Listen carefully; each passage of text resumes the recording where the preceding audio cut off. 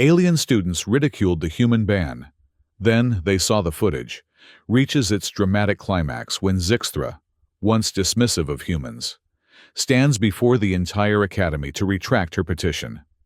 With newfound understanding of humanity's calculated insanity in warfare, she now advocates for maintaining the ban, not because humans are weak, but because their willingness to sacrifice everything for victory makes them terrifyingly powerful. Zixtra straightened her crystalline skin as she strode through the grand hallway of Zircon Prime's Naval Academy. Her footsteps echoed against the marble-like floor, each step determined and purposeful. Above her, holographic star charts projected the current state of the Galactic Alliance territory. Billions of stars, thousands of inhabited worlds, and humanity's tiny corner, barely visible at the edge. "Today's the day," she said, her voice a melodic resonance typical of Zolonian speech. "By the end of the semester, we'll have one less useless class to attend." Beside her, Krior's 4 eyes blinked in rapid succession, a sign of excitement in Voran biology. His neural-enhanced battle processor implant glowed faintly beneath the skin of his temple. 300 signatures, he replied, tapping the datapad. From 12 different species. Even the Thendra signed, and they never get involved in anything. The Naval Academy of the Galactic Alliance, situated on the crystalline planet of Zircon Prime, stood as the pinnacle of military education in the year 2575. 50 years had passed since humans had joined the Alliance, and their position remained precarious at best. The grand lecture halls accommodated students from over 15 alien species, each with their own physiological requirements. Some seats were filled with water for the aquatic Veltar, others with cushioned supports for the 6-limbed Dowo. "I still don't understand why we need to study human military history at all," Zixtra continued, her crystalline skin reflecting the ambient light in iridescent patterns. "Their weapons are primitive, their tactics predictable, and they're banned from major military operations anyway." Krior nodded, his processor humming. "The first contact wars proved their instability. The Alliance was right to implement the human ban. They're too volatile, too willing to escalate to total warfare." The first contact wars had occurred shortly after humanity's discovery, 50 years ago. The resulting human ban restricted their participation in large-scale military operations, confining them to advisory roles and small peacekeeping missions. The official Alliance position maintained that humans were too unstable and prone to total warfare escalation to be trusted with significant military authority. As they entered the lecture hall for their scheduled human military history class, Lieutenant Jake Morrison was already setting up his presentation. The human was tall, composed, and had clearly grown accustomed to the dismissive attitudes of his alien students. His uniform bore the marks of actual combat experience, though most students assumed it was merely from training exercises or minor skirmishes. "Remember," Zixtra whispered to Krior as they took their seats. "After this class, we present our petition to Dean Cordell. We'll finally be rid of this waste of curriculum space." Morrison cleared his throat, drawing minimal attention from the chattering students. "Today, we'll be discussing adaptive defense strategies employed during the colonial expansion period of the 22nd century," he announced. Several students didn't even bother to activate their translation modules. Others opened competing study materials on their datapads. A group of Veltar in the water-filled section made bubbling sounds that their translation modules converted to laughter. "Adaptive defense," one of them commented loudly enough to be heard. "Humans think hiding behind rocks is advanced tactics." Zixtra smiled, her crystalline features glinting. She had already gathered over 300 signatures for her petition to remove human military history from the curriculum. Top of her class in multiplanetary tactical theory. She considered the human course not just useless, but actively detrimental to proper military education. "They still think running at the enemy with sharp sticks is warfare," Krior muttered, and several nearby students chuckled. Morrison continued his lecture, seemingly oblivious to the dismissive atmosphere. But Zixtra noticed the slight tightening around his eyes, the only indication that he heard every word. As the class ended, students filed out quickly, eager to distance themselves from what they considered outdated information. Zixtra and Krior remained behind briefly, reviewing their petition one final time before heading to the administrative wing. "It's solid," Zixtra confirmed. "We've outlined how the curriculum hours could be better spent on advanced Veltraxian shield technology or Zolonian precision targeting. Dean Cordell won't be able to ignore 300 signatures," Krior agreed, his 4 eyes blinking in sequence. Right top, right bottom, left top, left bottom, a sign of confident anticipation in Varan body language. They made their way through the gleaming corridors of the academy, passing under archways designed to accommodate species of all heights and widths. The administrative wing featured classical architecture from multiple worlds, stone pillars reminiscent of ancient Earth structures, alongside crystalline formations native to Zircon Prime. Dean Cordell's office door slid open at their approach. The dean was an imposing figure, his 6 stone-like arms arranged in a formal position of authority. His species, one of the founding members of the Alliance, was known for longevity and unshakable judgment. "Cadet Zixtra, Cadet Krior," the dean acknowledged. "I received notice of your petition. You wish to eliminate human military history from our curriculum." Zixtra stepped forward. "Yes, Dean Cordell. We've compiled signatures from over 300 students representing 12 species." She transmitted the petition to his desk console. "We believe our academic hours would be better utilized studying relevant, current military tactics, rather than those of a species banned from major operations." The dean's 4 eyes, similar to Krior's but twice the size, scanned the petition. His expression remained unreadable, his stone-like features barely shifting. The petition states that studying human warfare is, and I quote, "irrelevant to modern interstellar conflict, given their restricted military status and primitive approach to warfare." Is this your position, Cadet Zixtra? "Yes. Dean.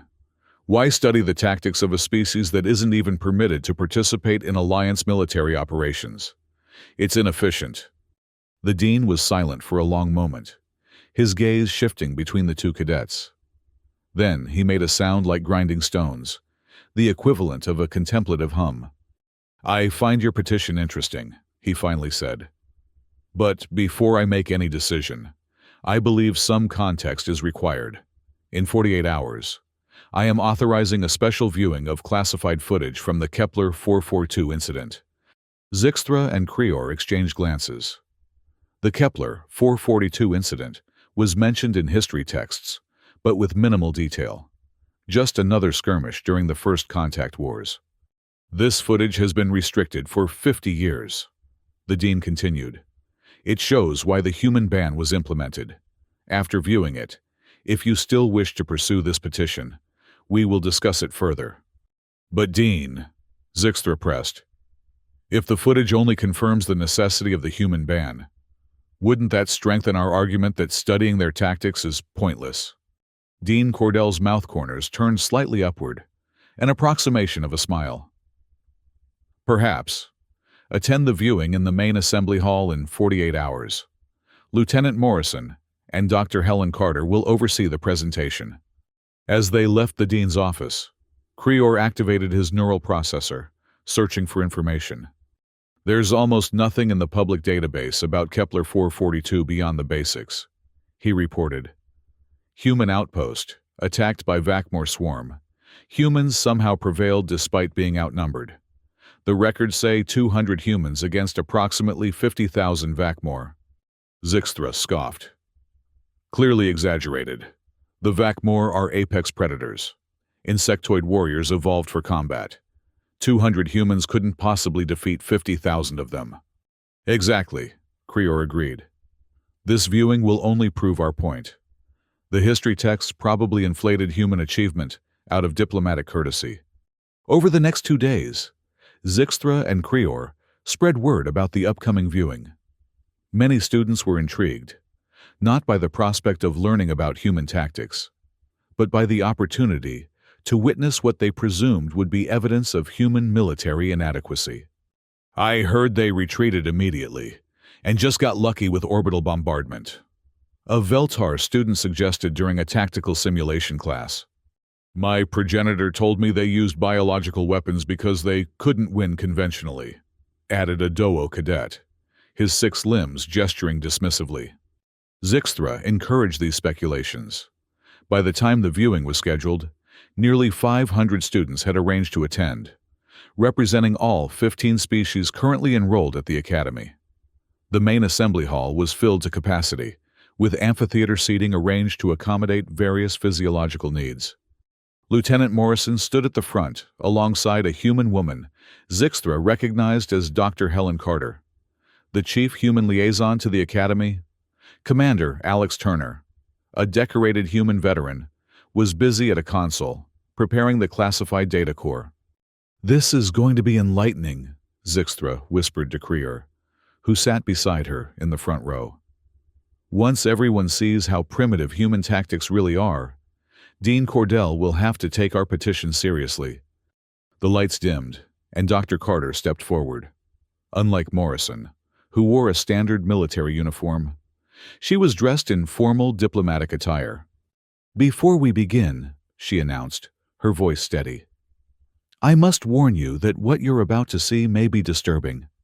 This footage reveals the true nature and extent of what we call total warfare doctrine. It is why the human ban exists, not to restrict humans because we are inferior, but because the Alliance feared what we might do if fully integrated into military operations." Murmurs spread through the audience. Zixthra caught fragmented translations. "Trying to save face," "diplomatic posturing," excuses for their failure. Commander Turner activated the data core, and a large holographic display materialized in the center of the hall. The image showed a military outpost on a planet with a purple-red sky. Kepler 442. "This footage is from 50 years ago," Dr. Carter explained. "The human outpost on Kepler 442 housed 200 military personnel and approximately 1,000 civilians. Intelligence reported a Vakmor swarm approaching. Evacuation was impossible due to Vakmor interference with orbital operations." The hologram showed a human officer addressing her troops. The identifier labeled her as Captain Lisa Brooks, commanding officer of the Kepler 442 Defense Force. "We face approximately 50,000 Vakmor," Captain Brooks informed her soldiers, her voice calm despite the dire situation. "Orbital support is unavailable. Civilian evacuation is impossible. We stand, or everyone dies." Zixthra began taking notes, already identifying what she considered tactical errors. The humans had established a perimeter that seemed woefully inadequate. Scattered mines, basic defense turrets, and simple barricades. "Look at that pathetic defensive line," a Veltar student commented loudly. "No depth, minimal coverage sectors." The footage continued, showing the first wave of Vakmor approaching, massive insectoid creatures moving with terrifying speed across the reddish terrain. The first line of mines detonated, eliminating perhaps a few hundred of the swarm. Barely a dent in their numbers. "See? Ineffective," Krier whispered, his processor humming as he analyzed the battle. "Their mine placement is too sparse, too predictable." But as the Vakmor approached the second defensive line, something unexpected happened. The seemingly random mine placement suddenly made sense. The explosions herded the Vakmor into narrower corridors, where hidden heavy weapons emplacements opened fire with devastating effect. 3,000 Vakmor fell in the initial engagement. Krior's 4 eyes widened. How did they know exactly where to place those mines? The battle intensified. A human squad designated as Squad 7, consisting of only 12 soldiers, held a position that seemed certain to be overrun. The Vakmor concentrated their attack there, clearly sensing weakness. The footage zoomed in on the face of Sergeant Danny Rodriguez, squad leader. His expression showed no fear, only grim determination as he communicated with his team. Hold position. Wait for the signal. As thousands of Vakmor swarmed toward Squad 7's position, Rodriguez finally gave the order. Now! Massive explosions tore through the area, eliminating approximately 5,000 Vakmor. The squad had served as bait, drawing the enemy into a kill zone while never intending to retreat. Zixtra felt her crystalline skin grow cold. "They sacrificed the entire squad," she whispered, horrified. 12 lives to kill 5,000 enemies. "Acceptable losses," Creor responded, his voice unsteady. "But no species I know would consider a 90% casualty rate acceptable." The footage continued, showing similar scenarios playing out across the battlefield. Human units deliberately placed themselves in vulnerable positions, drawing Vakmor into carefully planned kill zones. Each time, the humans suffered heavy casualties, but inflicted disproportionate damage on the swarm. The assembly hall had grown completely silent. No more dismissive comments. No more chuckling. Every student watched with growing disbelief as the human defenders implemented what could only be described as calculated suicide tactics. The climax of the footage showed Captain Brooks herself, leading a small team directly into the heart of the Vakmor swarm, carrying what appeared to be some kind of biological device. The team was quickly overwhelmed, torn apart by the insectoid creatures. But Brooks, despite horrific injuries, managed to activate the device before falling. The effect was immediate and devastating. The entire Vakmor swarm, all 50,000, collapsed simultaneously. The biological weapon had targeted something fundamental in their physiology. The footage ended with a pan across the battlefield. 200 humans had faced 50,000 Vakmor. Only 20 humans survived. But they had achieved total victory. The lights came up, and Zixtra found herself unable to speak. Around her, students of all species sat in stunned silence. Some appeared physically ill. Others seemed frozen in shock. Finally, Zixtra stood, her voice barely audible. Why would they sacrifice 12 lives just to kill 5,000? Why not retreat? Why accept a 90% casualty rate? Creor's 4 eyes had turned deep red, a sign of extreme stress in Varan's. "This is more than madness," he muttered. "This is calculated insanity." Lieutenant Morrison stepped forward. "What you've just witnessed is what we call total warfare. When humans determine that a threat must be eliminated, we commit completely. Retreat is rarely considered. Personal survival becomes secondary to mission accomplishment." Dr. Carter added, "This is why the Alliance implemented the human ban. Not because we're militarily inferior, but because our willingness to accept casualties and inflict maximum damage was deemed too dangerous, too unpredictable for the Alliance military structure." The assembly hall erupted in discussion as students tried to process what they'd witnessed. Zixtra found herself surrounded by classmates with questions she couldn't answer. If humans could defeat the Vakmor with just 200 personnel, what could they do with a full military integration? A Veltar student asked, water dripping from his gills in agitation. A Doo cadet raised several of his limbs in confusion. "Acceptable loss as a concept doesn't exist in our military doctrine. 90% casualties to save approximately 1,000 civilians? The math doesn't compute." Zixtra felt a chill run through her crystalline form. "I understand now," she said, her voice shaking. "The human ban isn't because humans are inferior. It's because they're too dangerous, too pathological in their tactics." As the assembly dispersed, Dean Cordell approached Zixtra and Creor, who remained rooted to their seats, still processing what they'd witnessed. "Now you understand," the dean said softly. "The human ban exists to protect the rest of us. Their inclusion in our curriculum isn't about learning outdated tactics. It's about understanding an approach to warfare so fundamentally different from our own that it reshapes how we must think about conflict itself. Zixtra looked up at him. You want me to address the academy, don't you? To retract my petition. The dean nodded. In 24 hours. I believe you have some thinking to do. For the next day, Zixtra isolated herself in her quarters, reviewing the footage repeatedly. She analyzed every decision, every sacrifice made by the human defenders. The more she studied, the more she recognized the terrible logic behind their actions. They hadn't fought recklessly. They had fought with a cold, terrible calculation that valued mission success above all else, even their own lives. It wasn't primitive. It was simply prioritized differently than any tactical doctrine she had ever studied.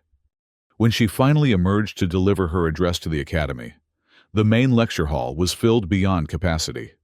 Word had spread about the footage viewing, and everyone wanted to hear her response. Zixtra stood at the podium, her crystalline skin reflecting the ambient light. She had prepared her remarks carefully, knowing that what she said would redefine not only her academic standing, but potentially influence Alliance military policy discussions.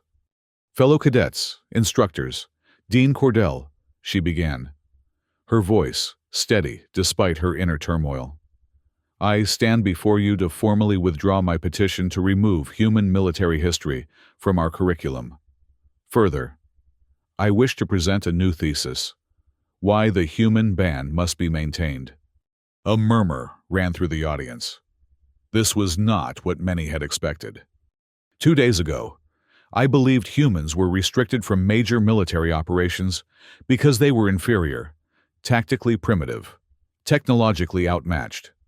After viewing the Kepler 442 footage, I understand the truth.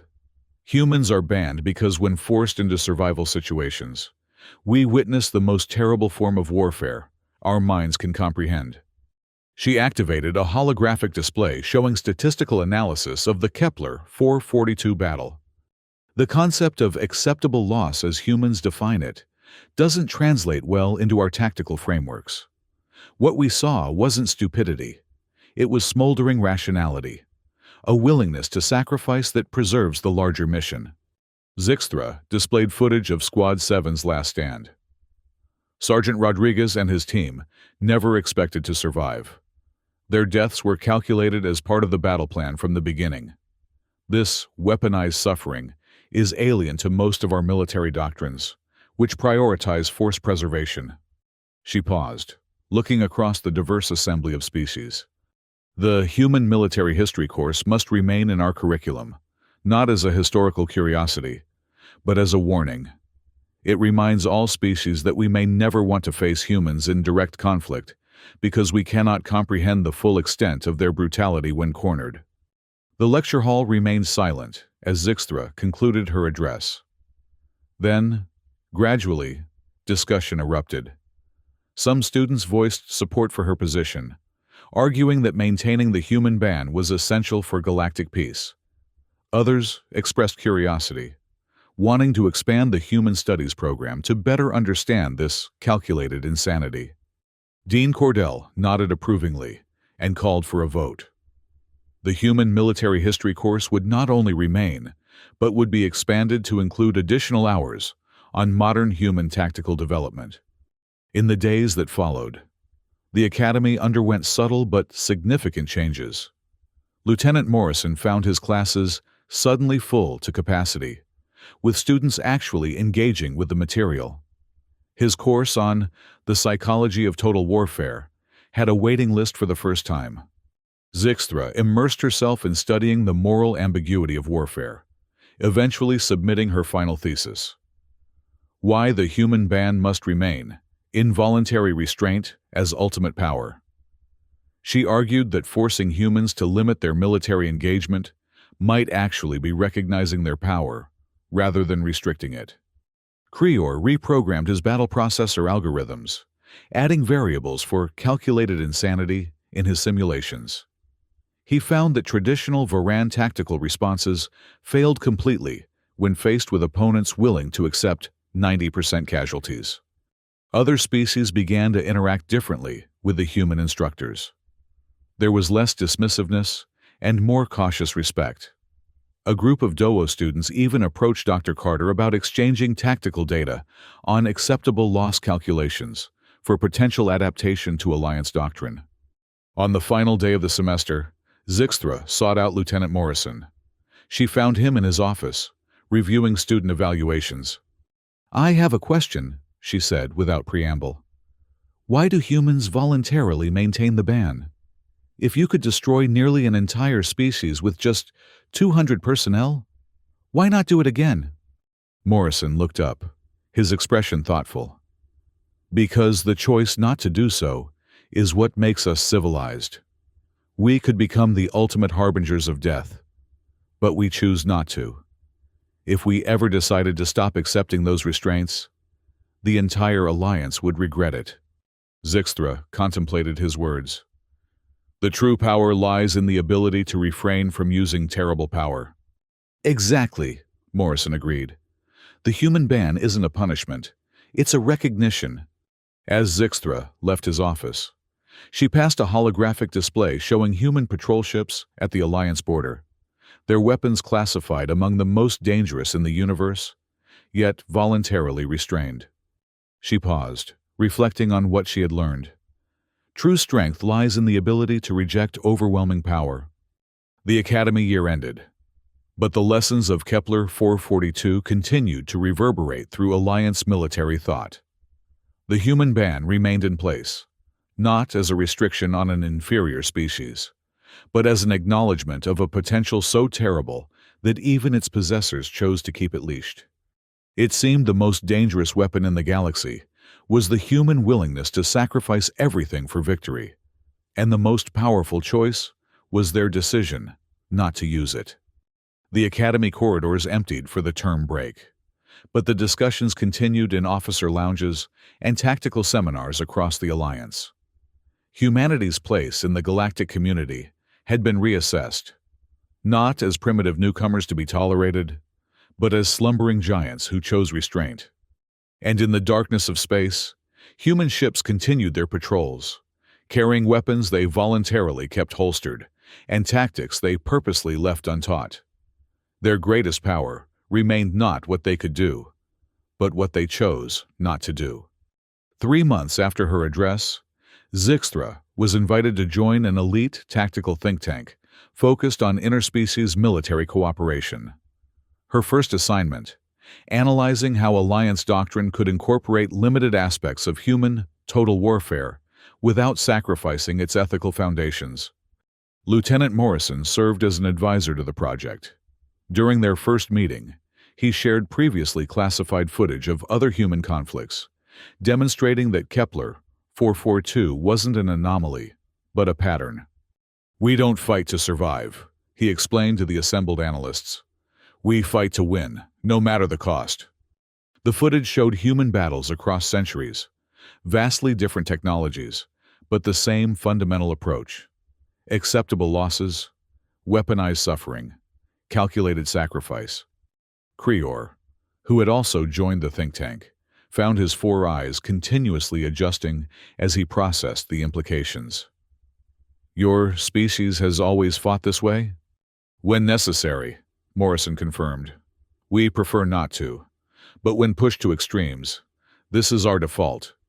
Dean Cordell, observing the proceedings, spoke rarely but pointedly. "The question before us is not whether humans should be permitted greater military authority within the Alliance. The question is whether the Alliance is prepared for what that would mean." The debate continued long into the night, with representatives from 15 species contributing perspectives. Some argued for maintaining the human ban indefinitely. Others suggested controlled integration, with appropriate safeguards. Zixthra listened to all sides before offering her conclusion. Perhaps the human ban doesn't restrict humans at all. Perhaps it protects them from becoming what the rest of us fear. Morrison's slight nod was the only indication that she had touched on a truth humans themselves understood all too well. As the think tank adjourned for the day, Zixthra found herself standing beside the lieutenant at a viewport overlooking the crystalline landscape of Zircon Prime. The purple-red sunset reminded her uncomfortably of Kepler 442's alien sky. "In the footage," she said quietly. Captain Brooks was smiling when she activated the biological device, despite knowing she would die, despite her terrible injuries. "Why?" Morrison was silent for a long moment before answering. "Because she'd accomplished her mission. The civilians would survive. To her, that made her own death acceptable." "I still cannot comprehend it," Zixtra admitted. "My species values life, our own and others, too deeply to calculate with it so coldly." "That's why you're still alive after millions of years of civilization," Morrison replied, "and why humans nearly destroyed themselves multiple times before reaching the stars." The conversation fell silent as they watched the sun sink below the horizon. In that moment, Zixtra recognized the paradox at the heart of humanity's position in the Alliance. Their greatest strength was also their greatest weakness. And the ban that seemed to limit them actually acknowledged their power. The new academic year would begin soon. Human military history would be a required course for all senior cadets. Lieutenant Morrison would teach alongside specialists from other species, each offering perspective on the eternal question: what makes warfare necessary, and what makes it just? And Zixtra, once so certain of human inferiority, would assist in teaching a new seminar: Calculated Sacrifice, the Ethics of Acceptable Loss. Her crystalline skin would reflect the light of 1,000 stars as she explained to cadets from across the galaxy that sometimes the most terrifying species aren't the ones with the sharpest claws or the strongest weapons. Sometimes, the most terrifying species are those willing to lose everything to win. As Lieutenant Morrison had said in their final conversation of the term, "We don't fight to survive. We fight to ensure that something survives, even if it isn't us." And that, Zixtra now understood, was why the human ban would remain in place. Not to protect the Alliance from human weakness, but to protect it from human strength. A strength so terrible that even humans themselves chose to keep it chained. The footage from Kepler 442 remained classified, shown only to senior military strategists and special seminars. But its lessons echoed throughout Alliance military thought, reshaping doctrine and strategy. The casual dismissal of human tactics ended. In its place arose a cautious respect, tinged with the silent question no one quite dared to ask aloud. What would happen if humans ever decided the ban no longer served their interests? It was a question Zixtra hoped would never be answered. Because she now understood what the footage had truly revealed. When fighting for survival, humans didn't just accept death. They weaponized it, turned it against their enemies with a cold calculation that transformed their greatest weakness into their ultimate strength. The human ban wasn't a restriction. It was recognition of a terrible truth. In the darkest moments, when all seemed lost, humans became something else entirely. Not just warriors, but harbingers, willing to sacrifice everything not just to win, but to ensure their enemy lost. And as Zixtra completed her final thesis, one phrase captured this revelation. The most dangerous weapon in the universe isn't found in humanity's arsenal. It's found in their willingness to die for victory. The human ban would stand not as punishment, but as acknowledgement, not as restriction, but as respect. And throughout the academy halls, one lesson would be whispered from species to species, class to class. Don't ever make humans fight for survival, because they don't fight to live. They fight to win, no matter the cost.